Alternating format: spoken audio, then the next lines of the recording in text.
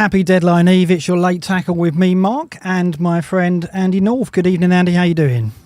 I don't think you've ever said friend. Oh yeah, I'm doing all right, mate. Football friend. Football friend. I'm good, mate. Thank you very much for having me again tonight. Obviously, I'm looking forward to some late tackle. No stress. No, we're not going to get fractured between us. No, not at all. No. Not at all. I think I'll start. I don't know if you've noticed, Andy. Erling Haaland's got a knock. I thought we'd talk about that tonight. Okay.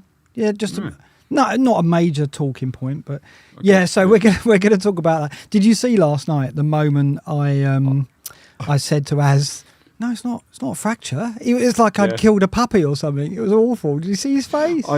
I didn't like it though because it felt like Mummy and Daddy were fighting for a little bit. It was a good 20 minutes it went on. I turned it off, made a cuppa, came back. Did you go to your bedroom and just curl up? I did. Next to the bed curled like up. That? I did. It was horrible. It did get a bit heated.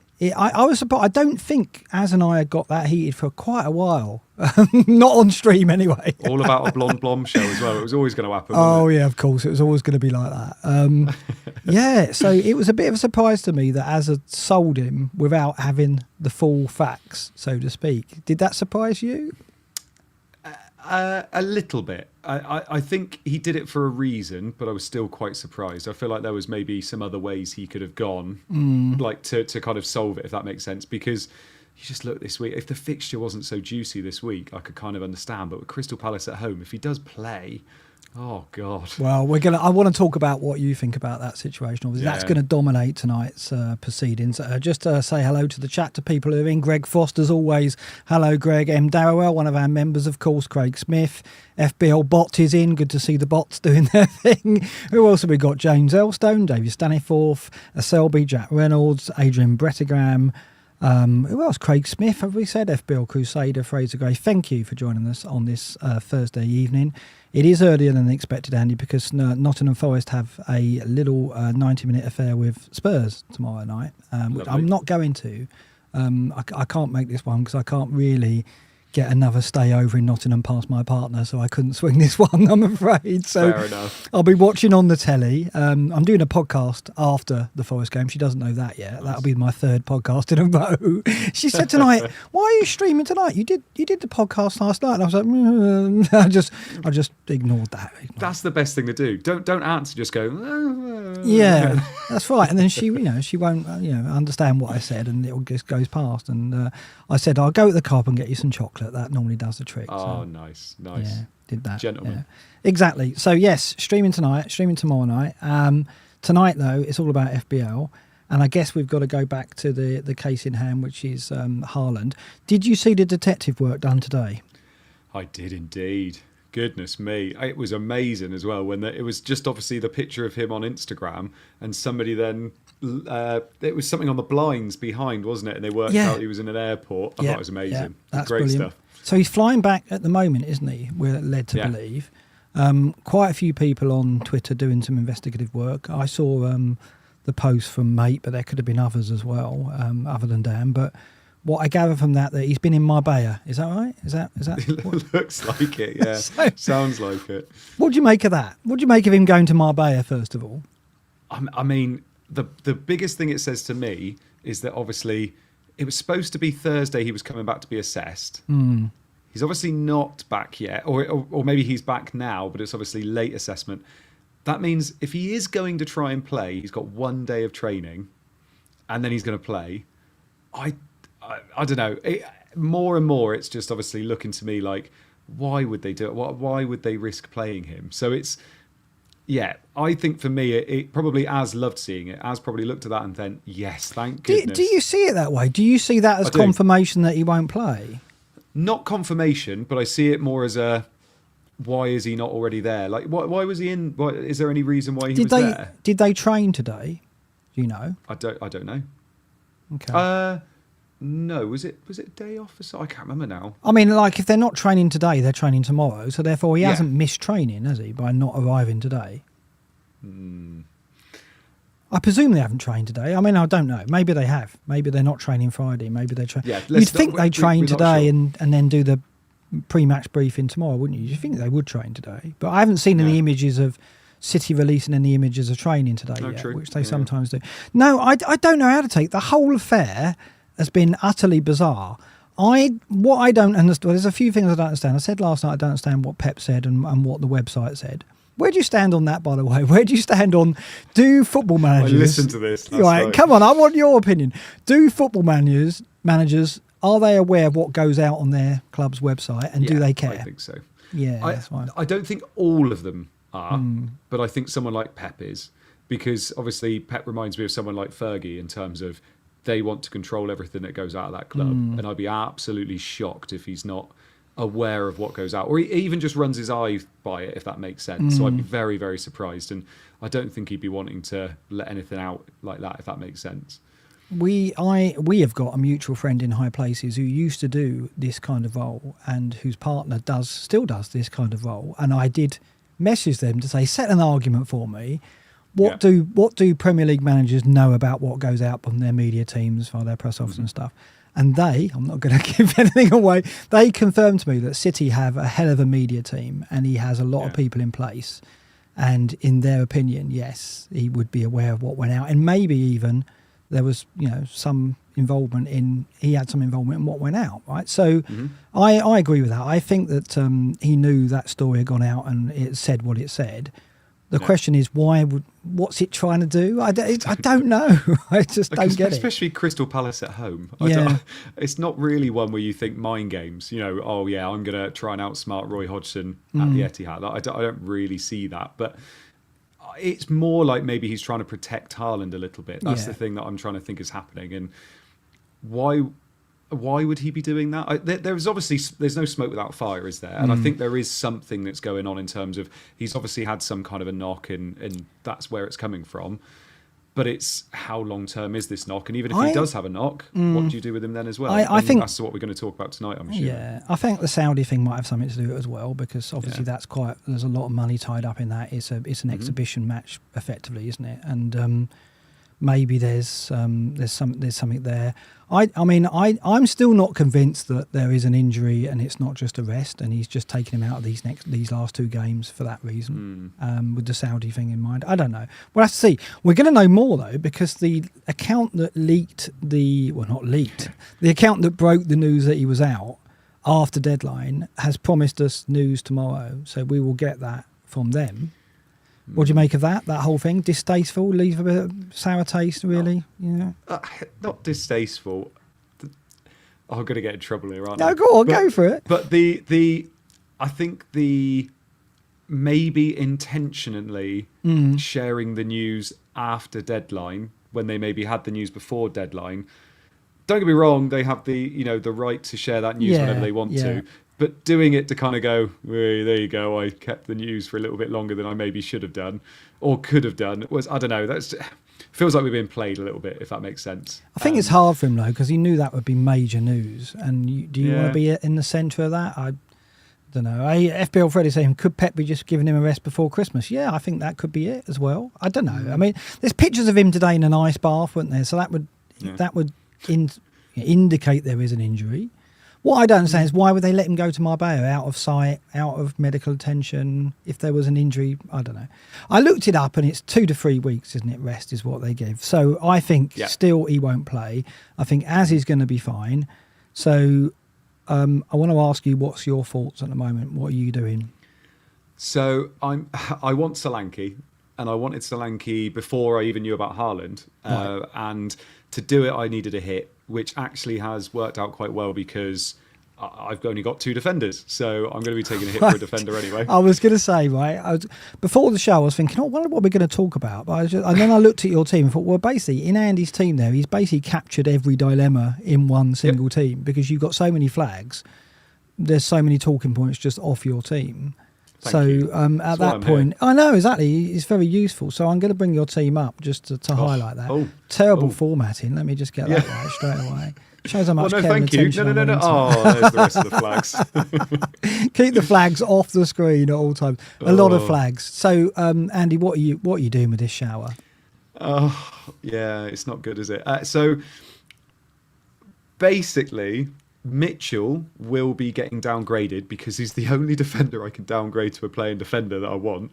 So Mitchell will be getting downgraded because he's 4.6. Maguire obviously pulled up midweek. He's only 4.2. That's all I can sell him for. He's up to 4.3, but I got him at 4.2. Taylor's suspended, and I want him for the blank game week anyway. So it's Mitchell that I'm going to have to downgrade. At the moment, I think I'm going to be doing Mitchell to Kirkes. Kirkes 4.4. Three lovely fixtures. Hold on, Kirkes, where's that come from?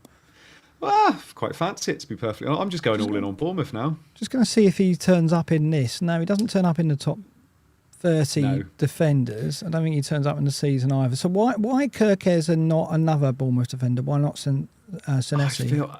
I feel like Senesi is like people logging in and going, oh, he scored 2 goals. I reckon that will continue, and then getting him in. Whereas I quite fancy the attacking fullback who's 4.4 million as well. So I feel like I fancy going for someone like that. There's not a lot I want really at that price. That's the problem. And I need to go... Do I need to go down?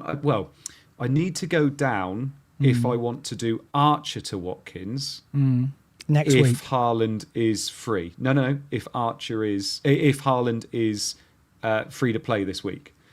But if he isn't, I just do Haaland Solanke, but I'm still going to have to take a hit for a defender because I want a defender long term, and I can't obviously have Maguire and Mitchell going forward. So yeah. So just for the podcast, I'm looking at a lot of flags here. Dubravka in goal, Saliba, Tsimikas, Maguire with the flag, Saka, Gordon with the flag, Son, Salah, Palmer, Haaland with the flag, Watkins, Areola with the flag, Archer, Taylor with the flag, and Mitchell with the flag. So it's a lot of flags. It is a lot of flags. I think Areola tonight is in the team though, isn't he? So he's all right. That flag will come off. Brilliant. One down. Let me ask you. I know. Let me ask you. What do you think about Gordon? Are you worried about Gordon? Not massively. The only thing I'm worried about Gordon is his X minutes have been hit massively, I think, because I don't think he's going to be playing, 80, 90 minutes anytime soon. It sounds like it's a tight hamstring, and it sounds like he's not able to maybe go quite as far into games as he normally goes, because he's quite full flow, isn't he, when he plays? He really gets into the game, and it sounds like he's not able to run quite at full speed as he normally is and all that kind of stuff. So I wouldn't be surprised if he goes off at 60, 65, something like that. This is it, isn't it? Because they've got Isak and they've got Wilson fit. Isak can play on the left, as we saw in the Champions League last night. He can come on and play that role, and he did last night. And it's the cold weather with hamstrings as well. And Gordon has been flogged, hasn't he? To be fair, he must have played 7, 8 consecutive games, maybe more than that now. So he's probably due a rest. I don't think Barnes is a factor yet, so he's not a worry. But I think you're right. I think he'll get the start, get an hour, and then Isak will probably come off the bench, or Wilson will come off the bench more likely, and Isak will move to the left. Yeah, exactly. So, I'm not going to be moving Gordon because I've got other obviously worries in the team. A lot of people are mentioning in the chat, for instance, Everton defenders, Fulham defenders, Newcastle defenders. Yeah. I feel like if you've got Lascelles or Livramento, they're an easy hold. But at this very moment, with Byrne, who came on midweek, with Botman, who sounds like he could be back very, very soon, but based on the press conferences we've seen from Howe, it doesn't seem like the time to be buying Newcastle defenders, if I'm perfectly honest. Branthwaite's the Everton defender I would like, but he's suspended this week, and I don't really want to buy another flag. Not tempted by Mikalenko? No, he's done well this year, hasn't he? I think, is he only blanked in one game in the last 5 or 6? Not massive. How much is he now? 4.5? He's gone up last night. I think he's 4.6 now. Yeah. So the data's 4.6. 1 behind.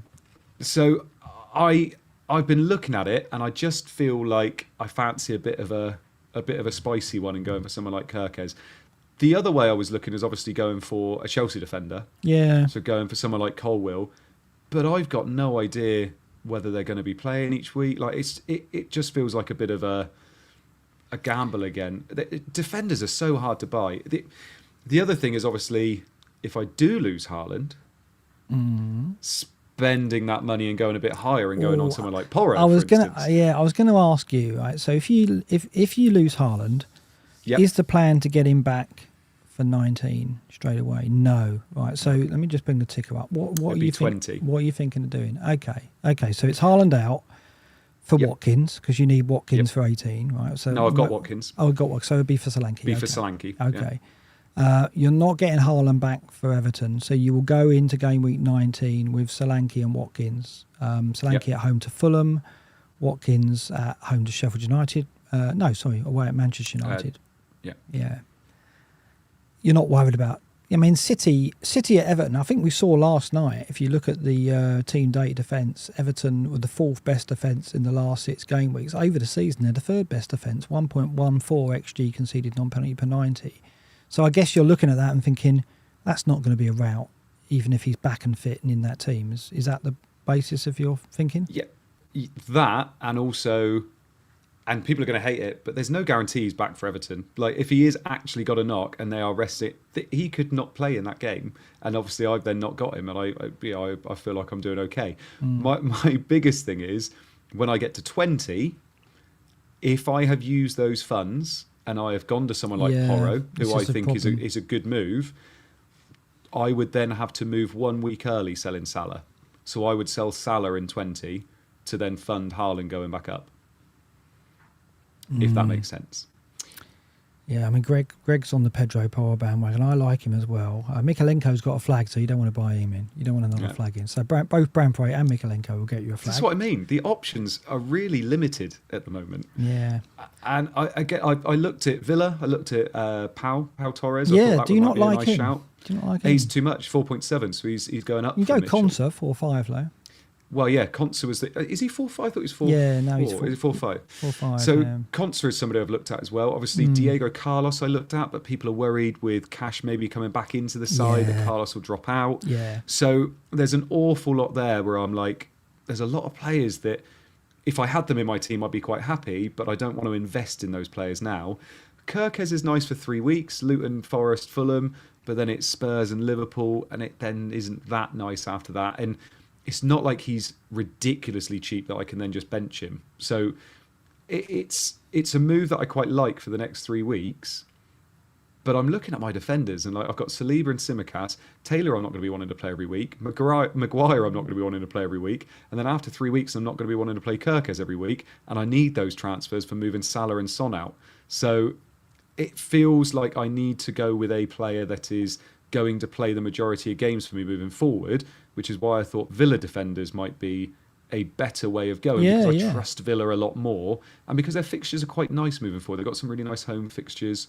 So that's kind of where Villa. I am at the moment. I like Villa. I mean, my take on Villa is since Cash dropped out the side, and Cash started tonight, so I don't think he starts at the weekend. I think from now on it's Conser with Diego Carlos in the middle. Do you? Yeah, I do. I think Conser's playing right back. I think Conser's your way to go. Or if you can't afford Torres would be my choice. If I have to get a defender in this week, it will be Torres, because I think that they've looked a lot stronger defensively since they've moved to that formation. Tielemans in 10. I think they'll play that again, even if Bailey's out. I noticed tonight Bailey wasn't even in the squad. And Diaby played 79 minutes. So my question there is, I don't know whether 79 minutes is an indication that Bailey's not ready for Brentford and that's him saving Diaby. But 79 minutes is still quite a lot of pitch time, so maybe not.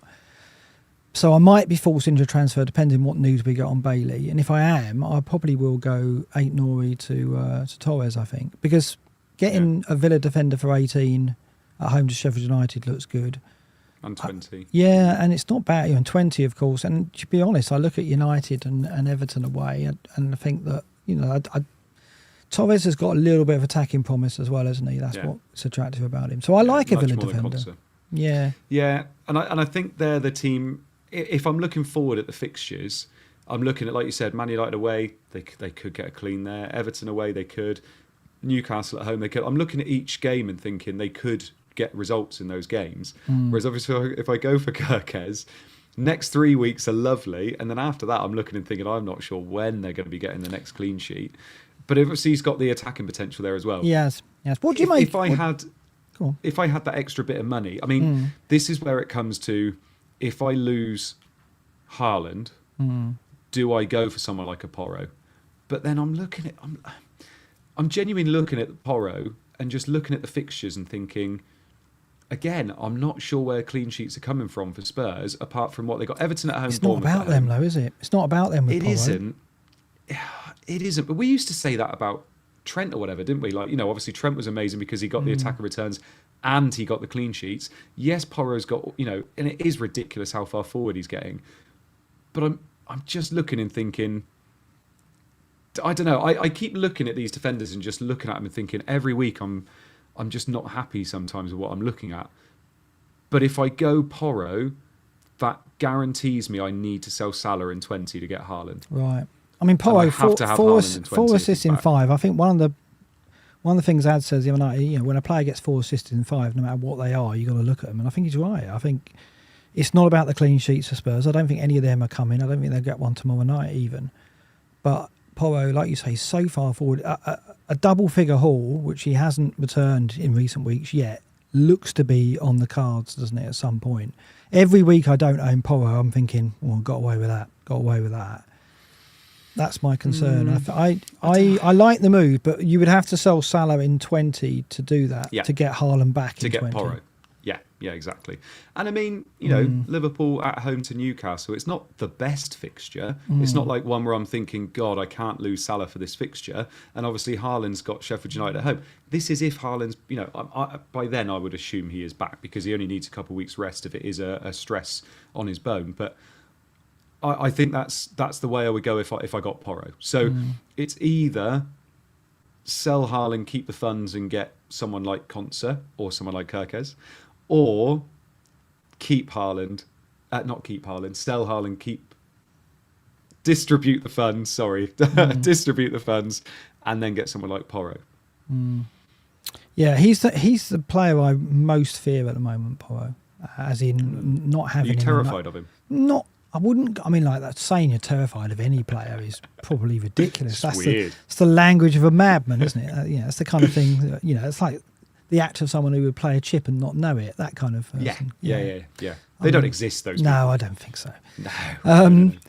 Yeah, I do. Yeah, I do fear him, but I hope the clean sheet. I don't think the clean sheets are coming, but I do think a big return's coming sooner or later. A goal and assist combo, something like that.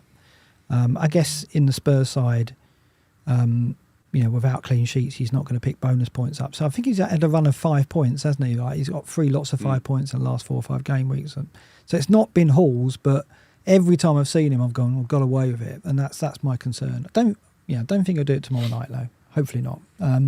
So I want to ask about Afcon because you're talking about selling Son and Salah. We looked at this last night and the matches they're missing. You're going to do them both. How much money have you got tied up in that pair? You're not losing significant funds by selling both. Do you know what? I haven't actually looked at how much I've got tied up in them. It's the last week of school, so I haven't been on this as much as I normally am. So, yes, Salah. Did hold on?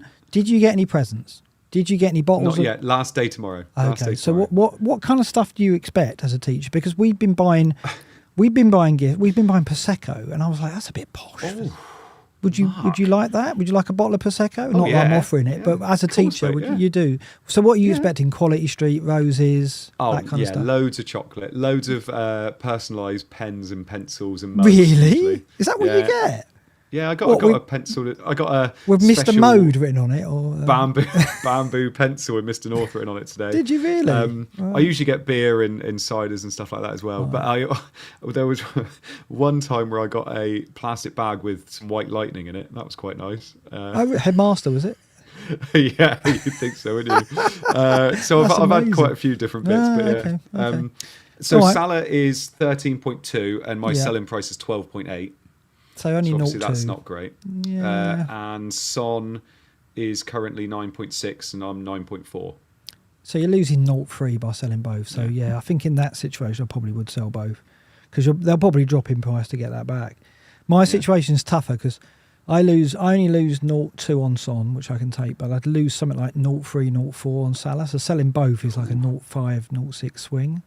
Yeah. And that would hurt my team, I think. So I don't know. I think I'm just going to sell Son.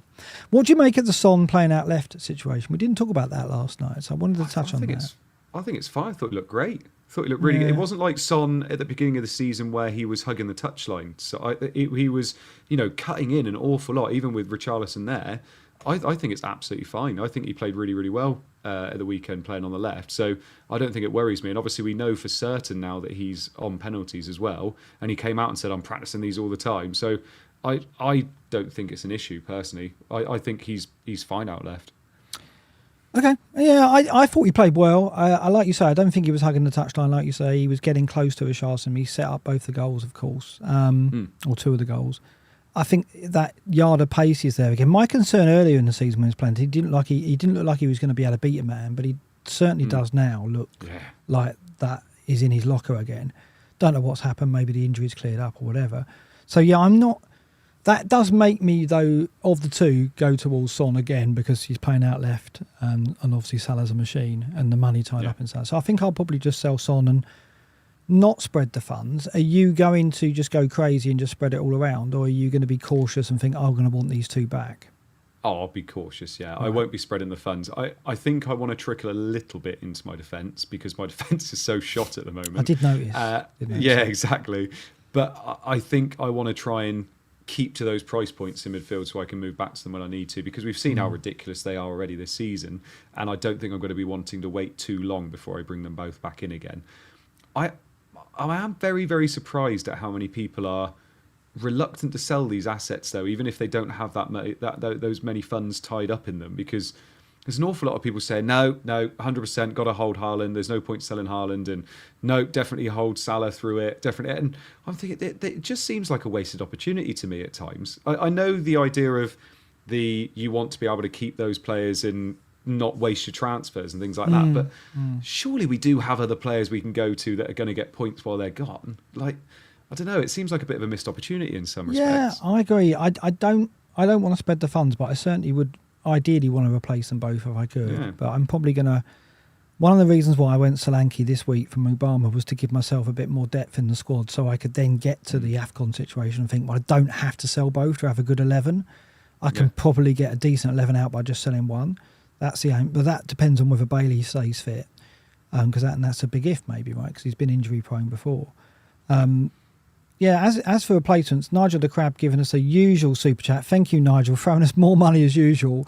But saying Tielemans is under the radar pick for me. 1.12 goal creating, actions per 90. Tom Kearney at 1.48. I'll be around for less than a week and next or so.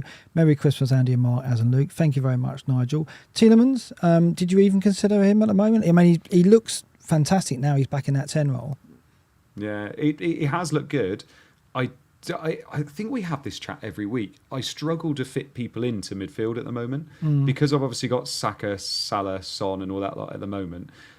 I suppose it's whether you're getting him in instead of, say, Gordon at the moment, who's obviously flagged and might not play, and if you didn't go that way. I don't know why, I've just got a bit of a Bournemouth obsession at the moment, and like someone like Tavernier obviously, is obviously kind of there. I didn't realise he's 11th on this table as well, last 6 game weeks, which is fantastic for him. So I think somebody like that would be who I'd be going for instead of Tielemans, just because of that attacking potential as well. I know obviously Tielemans has been great in terms of creating, and he could be on pens. Let's not forget, he could be on the pens at Brentford. Yeah, do we think he will be then? I think Watkins is so bad at pens that Tielemans will get them, yeah. Because we were having this chat on Scoutcast, and I was saying, because they were, Flappy and Seb were saying that potentially Watkins would be back on them, but I didn't really see how that would happen in terms of they can't take them away from Watkins, and then as soon as someone's out, go, oh no, yeah, you're back on them. I don't really see it working like that, but I could be completely wrong. I just wasn't 100% sure it'd be Tielemans that was on them. Yeah, Tielemans took them for Leicester, didn't he, when Vardy was out? And the thing with Watkins, I think his success rate is like 50% or something terrible like that. So as a Watkins owner, I wouldn't be that disappointed, to be honest, because I don't know about you, but I really hate it sometimes when your player goes up to take a pen, even when it's Salah, and you think, well, surely he scores. It just gives me the heebie-jeebies when they go up and take, because you think, oh, this is basically minus points, all the chances of bonus gone, and that one kick could really just change your fortunes for that man. When you've got Salah, you think, well, you fancy him to score from open play, don't you? So and I think the same with Watkins, right? I tell you what, can you think? Whenever I think of missed penalties, right? There's a player that I captained. He was a midfielder. This was quite a few years ago now. That stepped up and missed his penalty and got me 0 points. And obviously in my head I was thinking it was going to be 16 pointer from him, and he's the first person I always think of when it's like, oh, he's stepping up and I'm not feeling confident. Can you think who that is? Well, there's the Salah one at Leicester, of course, but it's not Salah because you'd already mentioned him. Hazard? And he's so good. No, not Hazard, no. Okay. No, who was that? Plays for my team, or played for my team. Probably won't ever play football again now. No, go for it. Pogba. Oh, yes, he took pens, didn't he, now and again? He did. There was 2 seasons where he took pens and he was brilliant. Did he try that? Well. Because didn't he used to have like a kind of very laid-back style where, and then when he missed it, it looked so bad, didn't it? Yeah. Quite a few people are saying Pogba in the chat. Yeah, well played if you guessed Pogba. Yeah, he did it. It was around Christmas time and he missed a pen. It was around Christmas time and he scored a pen. I think it was Boxing Day where loads of players went off and there was a couple of weeks later he missed a pen and he was my captain. Yeah, not good. Yeah, who just out of interest, when you're looking at Son and Salah, who are the players that are coming to mind at the moment? We've got the midfielders up here right now. Who are you gravitating towards as it sits now? Oh, Richarlison, potentially. Are you? You just going for Son because of the fixtures? Odegaard. I quite like the idea of Odegaard. I think Odegaard would be quite good. If you look at the fixtures, over that run for Son, Bournemouth, Man United, Brentford, Everton, Brighton, Wolves. Yeah, it's a decent run if you have to hold on to him. Is that the thinking behind Richarlison? Yeah, basically, yeah. And I don't know whether, and this is probably the wrong thinking as well, but I do like the idea of kind of still, because Spurs we've seen are still going to be just so attacking. I still like the idea of covering Spurs in that run, and obviously just going to Richarlison. He's not Son, obviously I know that, but I feel like that could be an okay move. Odegaard's definitely up there for me. I feel like Odegaard would be somebody I quite like. It'd be nice to see a City midfielder come into there as well, so someone like Foden or Doku if he's back. So there are some options, I think. I don't think any of them are going to do what we're expecting, from Son or Salah, but I feel like those could be some good moves. Yeah, Andrew Sand saying, just move Salah or Son to other assets in the same team, so that would be maybe Diaz and Richarlison, like you say. One player I think I might look at is Bowen, because we saw Moyes say again last night that Bowen could possibly play up front all season. West Ham, no great shakes. I mean, let's go and have a look at the attacking data last 6. Let's bring that up. I think they're pretty low. Amazing, are they? No, West Ham 1.54 XG non-penalty per 90 over the last 6, which puts them 12th. And if you look at the fixtures over that run from 2021, so Brighton, not too bad. Yeah, Sheffield United, Bournemouth in that one, but Bournemouth's not an easy fixture, is it? I still can't break out of that idea that Bournemouth's not a gimme anymore, and it's certainly not. Yeah. So Sheffield United, Bournemouth, United, Arsenal. It's not an easy run, is it, for West Ham? And they're not playing well. It's just the position that Bowen's taking up that just tempts me. Because when you've got a midfielder playing down the middle, not on pens, of course, so he's not quite a cover for Son in that respect. Not tempted by Bowen? I mean, I've obviously had Bowen this year and he's done quite well for me. I don't think he's somebody I'm straight away look. If I was moving in 20 with that Burnley fixture at home, I think, potentially that's a nice one. But that would only happen, I think, if I spread those funds for Haaland and needed to sell Salah in 20. But if I didn't, I'd be just holding Salah and Son in that fixture anyway. So I don't think I'd be getting Bowen if it was in 21 that I had to make the move. Yeah, no, fair enough. I think so much can change when we get there. It's 2 game weeks away, 3 game weeks away. But Brighton might start sticking out by then, because where would you go, though? Where do you want to go with Brighton? Matoma still, isn't it? You think? Matoma still. Wolves at home, Luton away, Crystal Palace at home. Yeah, I don't know. I mean, I've done this all season. Looked at Brighton and thought now's the time to move for them, but not regretted not making the move. You know what I mean? I've never looked on and gone, oh damn, I missed that opportunity, because they've been so frustrating in terms of De Zerbi's team sheets. I tell you what though, Spurs at home, Wolves away, West Ham at home. You know the other team, don't you? You could go for Bruno. Ooh. Oh no, go back there. I mean, where do you stand on your own team at the moment? I mean, you've got Maguire, but that's it. McTominay, Garnacho are, little temptations in the budget bracket. Are they all over the shop? Are you just going nowhere near there? Yeah, okay. We are going to get absolutely spanked. I was going to ask what you thought about that. Did you see? Do you remember? Yeah. Before, when was it? Was it the 7-0 where you asked me? It was on a members stream, wasn't it? And you said, "So what do you think?" And I was like, we'll keep it tight. We're not silly. We'll keep it tight." And you were like, "No, I'm worried." And we got spanked 7-0. And then I had to come on the next stream, and I was thinking, "Oh God." It's got that feeling again. I mean, that was an incredible with Shaw out, Maguire out, Bruno out. It's going to be ridiculous. It really is. They've got their mojo as well. If you've held on to Darwin this long, this might be the week. Being pointed out, of course, Matoma is away, so Brighton mid's not really. I guess you're looking at Dinger's away as well. Brianete maybe? I think it has mentioned him and probably pronounced it better last night. Gross, yeah, mate. Well, Pascal Gross has been very consistent, but he's just so unsexy, isn't he? He's one of those fancy players like Ward Prowse of previous seasons where they're efficient and they tick away, but you're just never going to go. You're never going to put a slot of your midfield to him, are you? So no, that's the case. Gross is the one which is weird. You're absolutely right. I think you could be right on that.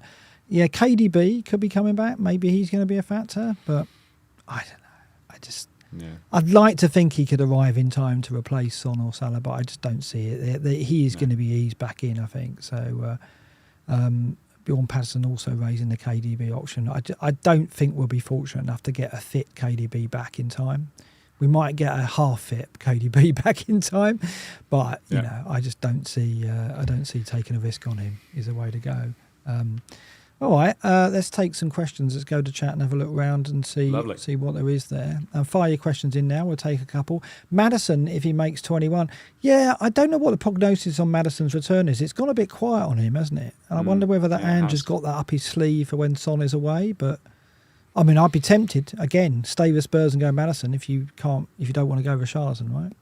Yeah, and I think if Richarlison is now properly in and playing up top, and he's going to be that focal point, I think that can only help Maddison. My worry would have been Son going, and there's nothing up top for Maddison to aim at. Whereas now, if Richarlison's kind of getting his mojo back, I think maybe that could be a good way to go in terms of Maddison. But if Richarlison is playing up top, and he could be on pens. Would he be on pens, or would it be Maddison who would be on pens while Son's away? I think that Richarlison will get them. Yeah. So I think Richarlison would be my pick over Maddison if he continues to play up top, personally. Okay. Some questions coming in. Start Dubravka or Leno. Let's just remind ourselves of the fixtures here. Dubravka at home to Fulham, Leno away to Newcastle. That was easy. Where would you go with that? I mean, I'd start Dubravka, and if he doesn't play, you've got Leno, haven't you? Yeah, I would as well. I mean, I do covet Leno. I wish I had him in my team, that's for sure. Simicast to Porro for -4 this week or next. I wouldn't do it this week. Why would you sell Simicast when they're home to United? And I wouldn't either, because he's my second fit defender. Oh yeah, well you're not in any position to sell a fit defender, but no. I just think Simicast has got every bit of attacking potential as Porro this week, I would say. Home to United versus away at Forest. I think there's more chance of a clean sheet for Simicast as well. So I wouldn't sell him. No, he didn't. No. Play Simicast or a Newcastle defender. I'd play Simicast. Yeah, I think Fulham score, wouldn't you think? Yeah, I think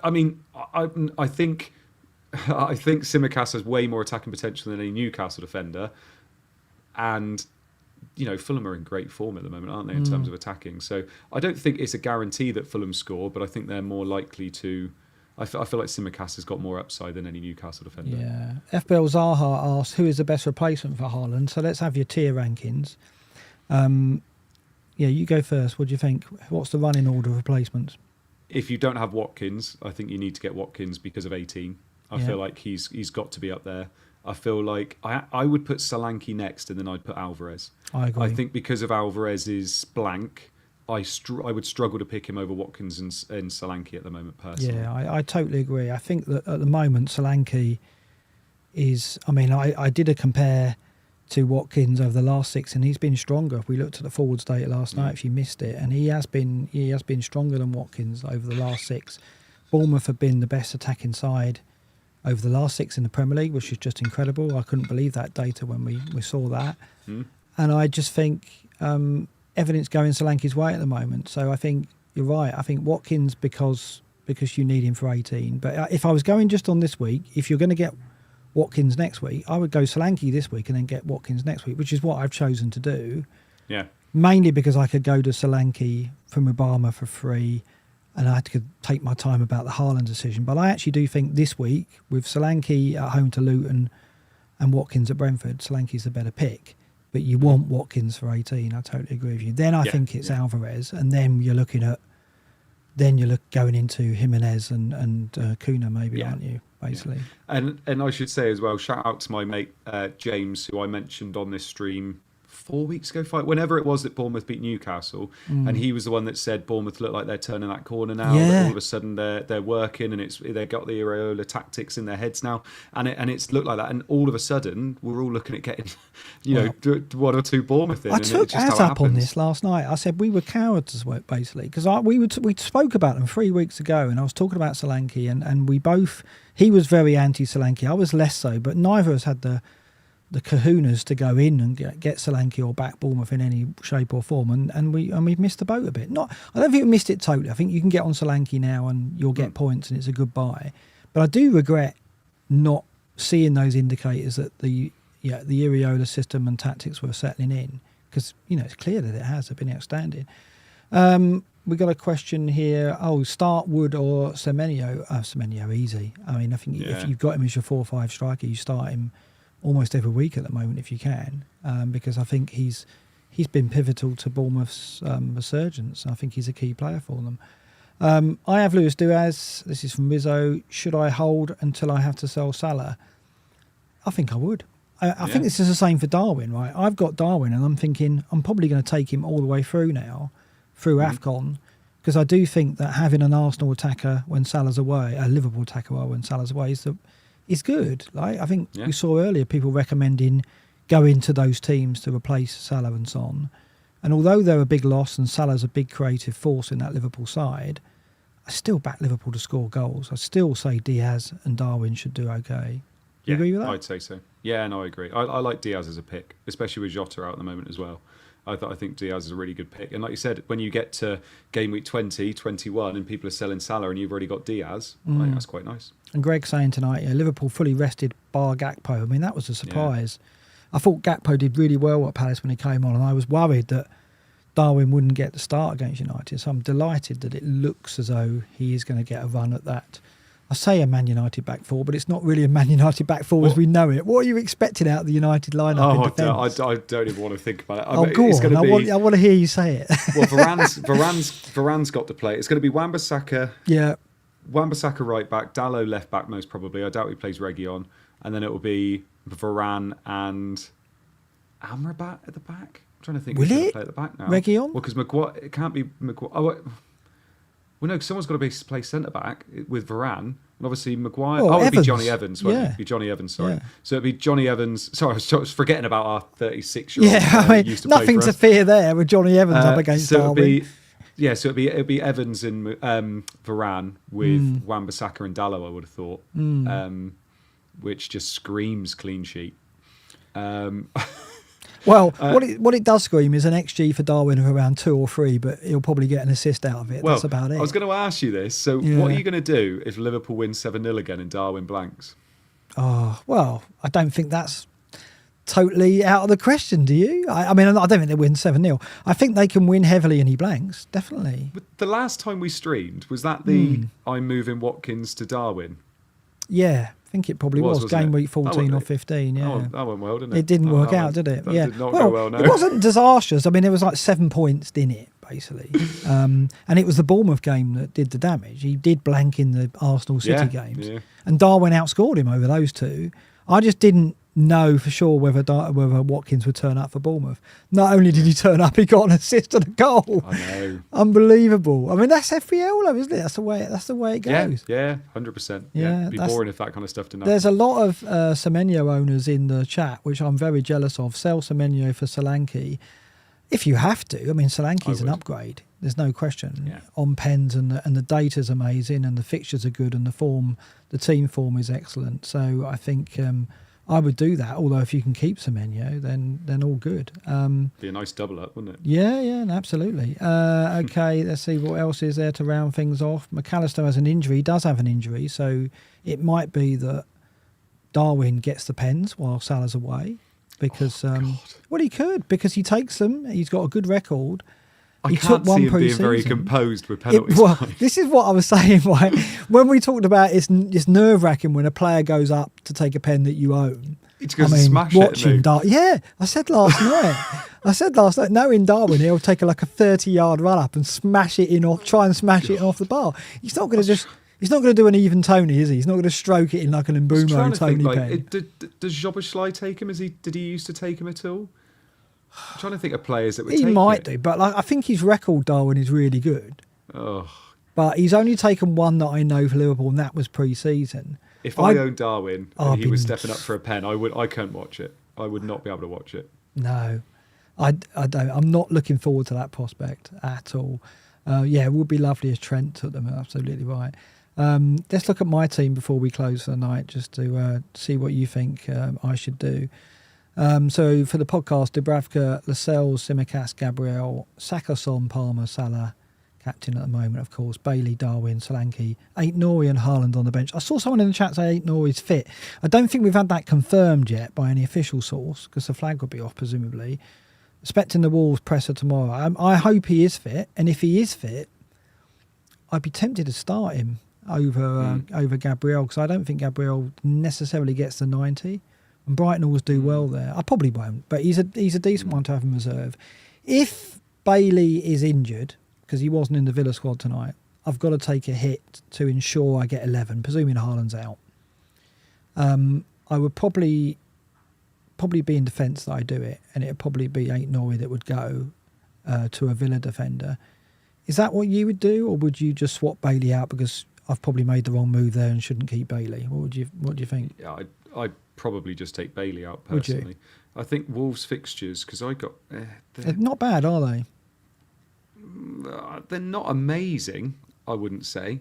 Well, they got Chelsea at home, Brentford away, Everton at home, Brighton away, Man United at home. I don't know. They're quite a mixed bag. Yeah. But then he does have the attacking potential as well. I think Bailey's the one I'd probably move. I mean, you don't have Palmer? I do have Palmer. You do have Palmer. Who's the player? Oh, it's because I've got Gordon, isn't it? Yeah, so it's Gordon, which I can't get to. Yeah, there's not because Bailey's cheap, isn't he? He's 5'5", so I'd have to go Tavernier probably. Yeah, I was going to say, do you fancy that Tavernier and Solanke double up? Well, not before they go to Forest next week, no. That would be a bit odd owning both Solanke and Tavernier at the City Ground. Oh, you need to get Kiefer Moore in then, mate. Oh, yeah, he always does this. He'll come on and score, he will. Yeah. Oh, that goal. Still, you were at the game as well. We were both there, yeah. Well, I wasn't there. I couldn't. I watched it on telly, that game. I couldn't watch. I was so nervous. No, I watched it. Yeah. Everybody went quiet. It was Jed Spence, wasn't it? Didn't have a good game. No, he didn't. Loads of them. No, Joe Garner. Aït-Nouri should be back and available according to manager. What's happened to the flag then? I suppose they've left him on as a doubt. I missed that from O'Neill. I didn't know they had their presser today. That's pretty good news then. I might get away with it then. I might keep Bailey. I think Bailey hopefully is just fatigue and he was just rested. But I guess we're going to hear from Emery, in which case I'll leave it. I will end on saying I don't think Haaland's going to turn up either. I think I think he needs another longer period of rest, and I think that he'll probably go to Saudi as a doubt. And I'll just about get an 11 out. The move I made was Mubama to Solanke. I think that was a good decision because it gives me a fully active bench over this period. And I think with the suspensions, which have just been crazy, the last thing we needed was a yellow card. Yeah, I know. Palmer's on 4, so he's going to get one, isn't he? He's going to go at some point. Aït-Nouri's on 4. So I think everyone's got 1 or 2 players on 4 yellow cards as well. So it is a minefield at the moment, as your team is basically evidence of, isn't it? Really? That's all right. It's all right. Mine's just happened this week. Yeah, exactly. And, -4 to do it, and it's only going to be a -2. It'd be fine. Yeah. But the only thing is, obviously, with it being my last day at school tomorrow, is I'm going to be on the RAS from 4 onwards. Oh, are you? Is that what teachers do? Do they end school, take their Quality Street and Roses, and then go down the pub? Is that what you do? Pretty much, yeah.